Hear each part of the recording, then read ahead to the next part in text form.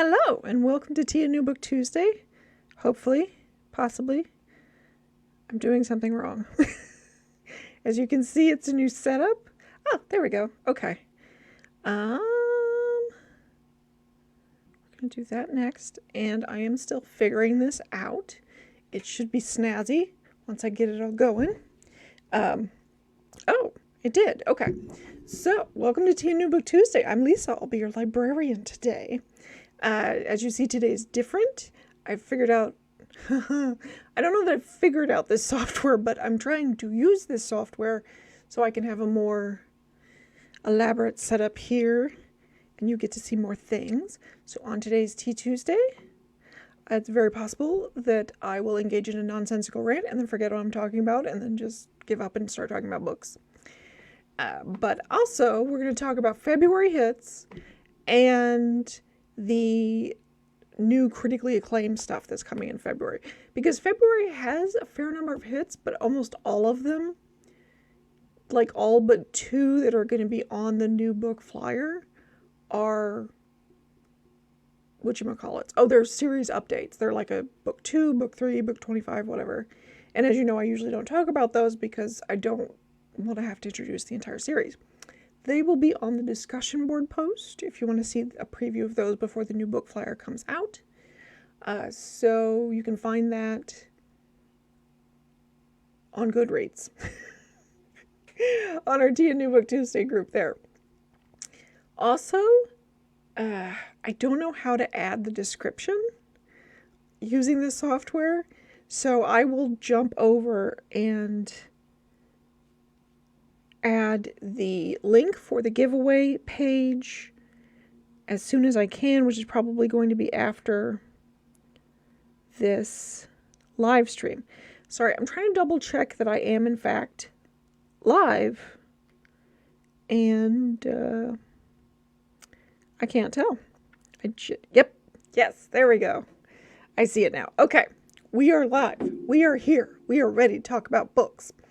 So, as I said, okay, so I'm going to put the link in the comments of this video so that you can go to the giveaway. However, I am using the same giveaway page over and over and over again, and I recently reopened it. So if you still had the link from last week, I know there's no real reason you would save it unless you knew that I was going to use it again. But anyway, from now on, I'll try to keep it on that link so that you can just keep going back to that link every Tuesday and picking out what book you would like to enter for. Let's go ahead and start in on books because, there we go. See, now I'm smaller, but you can see the book. That's the theory. All right. Our first book for today is also the first book on our giveaway. So, first up we have, why I'm holding up the cover when the cover is next to you is not clear to me either. Anyway, Nobody's Magic by Destiny Birdsong. So this is coming out February 8th. I believe it's a drama. Okay, so this is what it's about.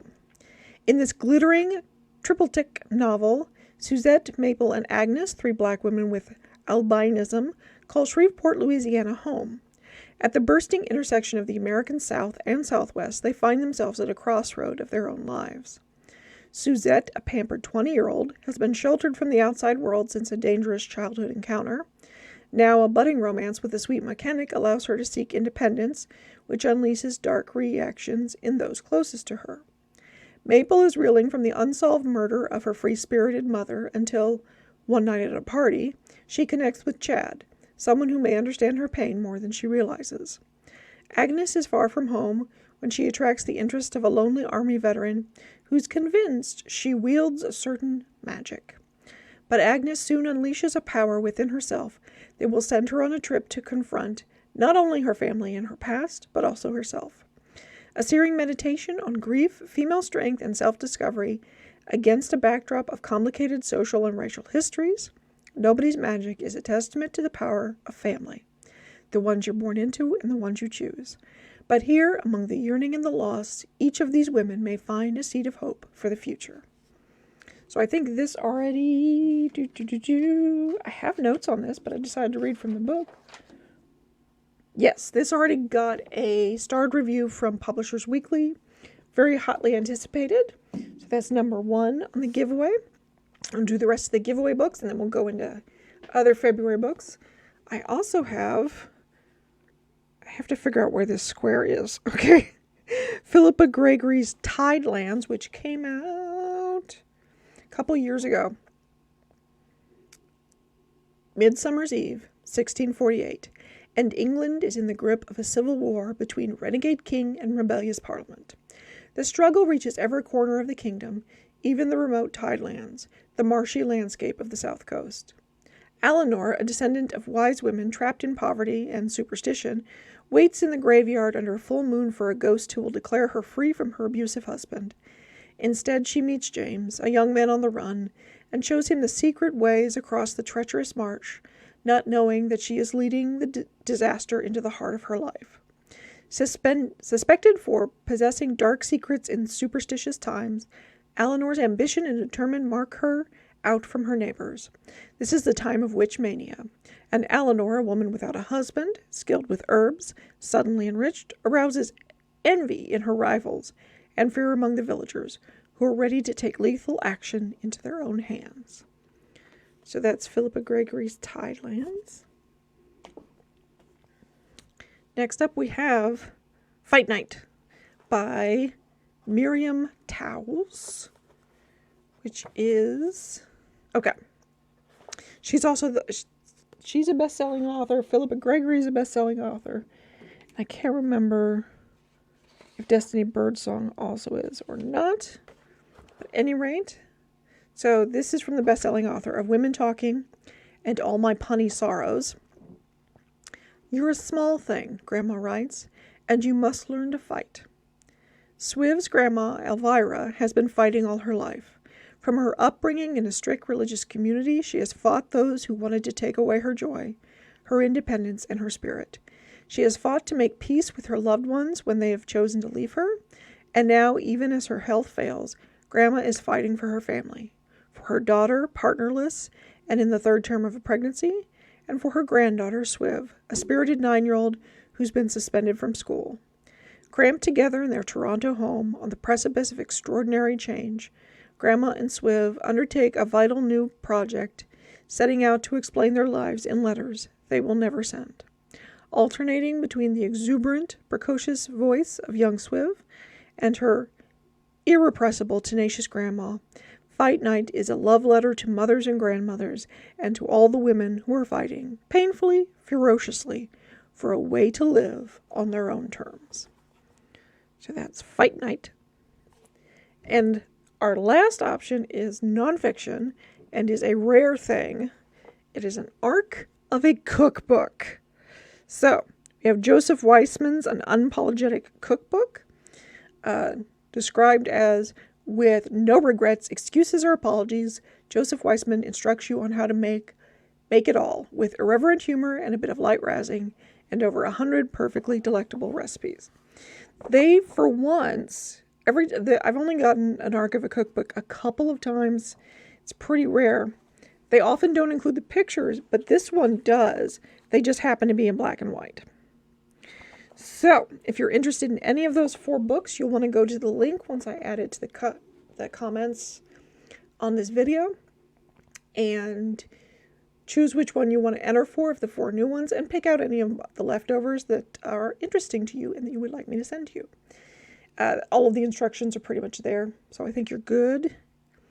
And now, let me get out of studio mode. That did not give me what I needed. Okay, so there's a way. Are you in my way?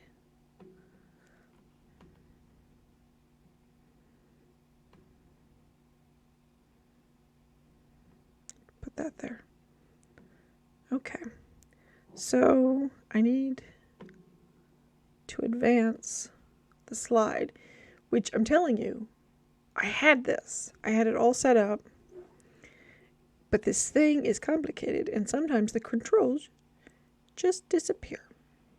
So I don't know where my little advanced slides. Oh, wait, I clicked this. There we go. I found it. Okay. So, wait. No, I got to do this. And then I got to do this. Okay. I've got it. We're ready. Let's get into more February titles. All right. Don't Cry for Me by Daniel Black. As Jacob lay dying, he begins to write a letter to his only son, Isaac. They have not met or spoken in years, many years, and there are things that Isaac must know. Stories about his ancestral legacy in rural Arkansas that extended back to slavery, secret from Jacob's tumultuous relationship with Isaac's mother, and the shame he carries from the dissolution of their family. Tragedies that informed Jacob's role as a father and his reaction to Isaac's being gay. But most of all, Jacob must share with Isaac the unspoken truths that reside in his heart. He must give voice to the trauma that Isaac has inherited, and he must create a space for the two of them to find peace. With piercing insight and profound empathy, acclaimed author Daniel Black illuminates the lived experiences of Black fathers and queer sons, offering an authentic and ultimately hopeful portrait of reckoning and reconciliation. Spar as it is sweeping, poetic as it is compulsively readable, Don't Cry for Me is a monumental novel about one family's grappling with love's hard edge and the unexpected places where hope and healing take flight. This is recommended for fans of Ta-Nehisi Coates, which I might have pronounced wrong, Robert Jones Jr., and Alice Walker. It already received a starred review from Library Journal. If you're interested in Don't Cry for Me by Daniel Black, it comes out February 1st. All right. Check out the... There we go. Check out this cover. It's a lot. It's a statement. When I was a child... Sorry, this is Vladimir by Julia May Jones. When I was a child, I loved old men, and I could tell that they also loved me. And so we are introduced to our deliciously incisive narrator, a popular English professor whose charismatic husband at the same liberal arts college is under investigation for his inappropriate relationships with his former students. The couple have long had a mutual understanding when it comes to their extramarital pursuits, but with these new allegations, life has become far less comfortable for them both. And when our narrator becomes increasingly infatuated with Vladimir, a celebrated married young novelist who's just arrived on campus, their tinderbox world comes dangerously close to exploding. With his bold, edgy, and uncommonly assured debut, author Julia May Jones takes us into charged territory, where the boundaries of morality bump up against the impulses of the human heart. Propulsive, darkly funny, and wildly entertaining, Vladimir perfectly captures the personal and political minefield of our current moment, exposing the nuances and the gray area between power and desire. This already has starred reviews from Kirkus and from Booklist. If you're interested in Vladimir, it comes out February 1st. All right. I think this is a Southern story. Maybe. Let's find out how wrong I am. No, I think it might be. It is a debut, though. So, Shadows of Pecan Hollow by Caroline Frost is Caroline Frost's first novel. It was 1970 when 13-year-old Kit Walker was abducted by Manny Romero, a smooth-talking, low-level criminal. Longing for the family and security she never had, she allowed herself to be coddled and groomed into Manny's partner in crime. Before long, Kit and Manny become infamous for a string of gas station robberies throughout Texas, making a name for themselves as the Texaco Twosome. But as Manly's fatherly demeanor shifts to something darker and more violent, Kit is forced to reconsider their relationship and her own safety. In a flash decision, she leaves Manny at a holdup gone wrong. 13 years after her escape, she's made a home for herself and her daughter amongst the pecan trees and muddy creeks of the claustrophobic town of Pecan Hollow. When Manny shows up at her doorstep, a new man, fresh out of prison, Kit's profound and twisted attachment to him compels her to let him in. Immediately, Kit's world is transformed, and her community is sent into a tailspin. With its rich landscape, indelible characters, and evocative language, Shadows of Pecan Hollow is a hauntingly intimate and distinctly original debut about the strength and vulnerability of womanhood and the complexity of love, both romantic and familial. This penetrating, gritty, and unexpectedly tender novel ensnares the reader in its story of resilience and the bonds that define us. This is perfect for readers of Where the Crawdads Sing and Valentine. If you are interested in Shadows of Pecan Hollow, it comes out February 8th. I had a book review that I keep forgetting to add in here for you because I just keep forgetting. I think dealing with all this new equipment was very disorienting because it was. But I read The Hawthorne School, and the author is somebody who I have to look up super fast. It was solid. When I wrote the review for NetGalley, I kind of directed it at librarians because I think there's a subgroup of readers that would really enjoy this. But to explain why they would, you would kind of have to reveal the ending. So I'm back and forth about how to even explain it to you guys. Yeah, I read The Hawthorne School by Sylvie Perry, which comes out at some unknown time in the future. Overall, well done, interesting, engaging. Like, I got through it pretty fast. It's worth reading, let's say, if you're interested in like true crime or some of the associated subgenres. I think it might be interesting to you. At any rate, moving on to another book that I haven't read, but is coming out this February. Also, today I just wanted something comforting.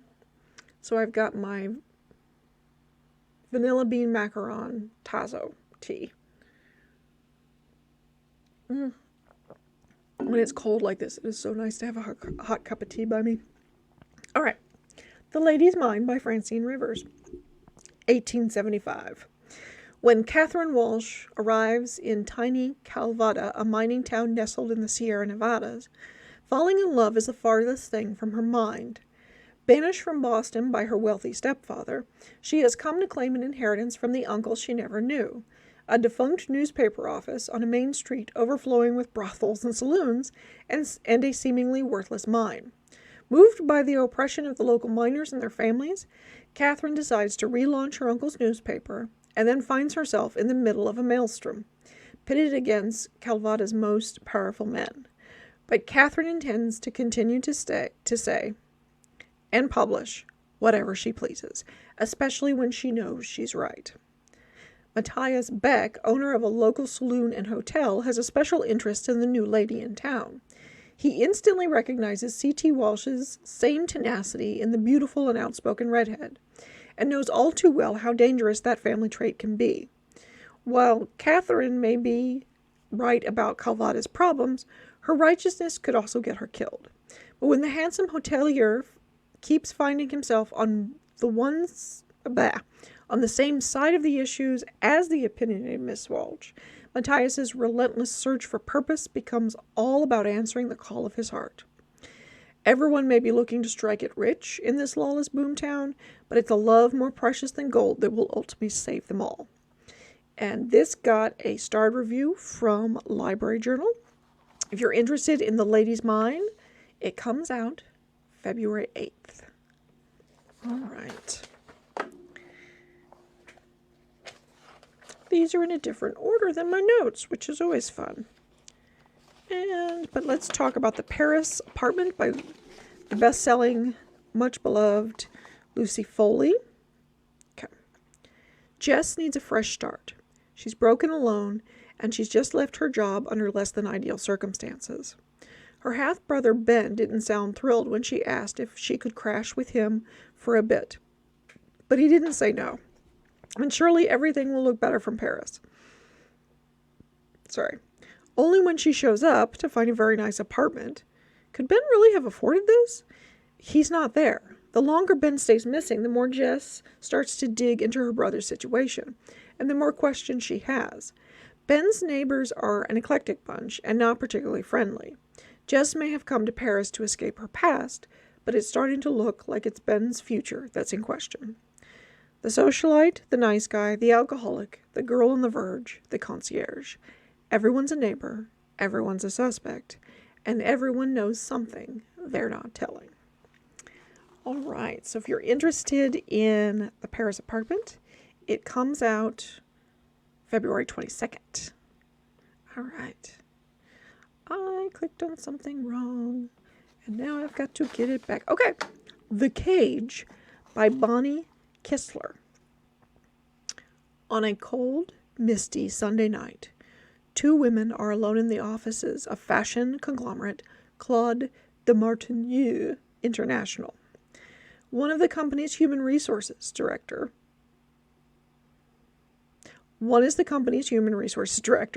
impeccably dressed and perfectly coiffed. She sits at her desk and stares somberly out the window.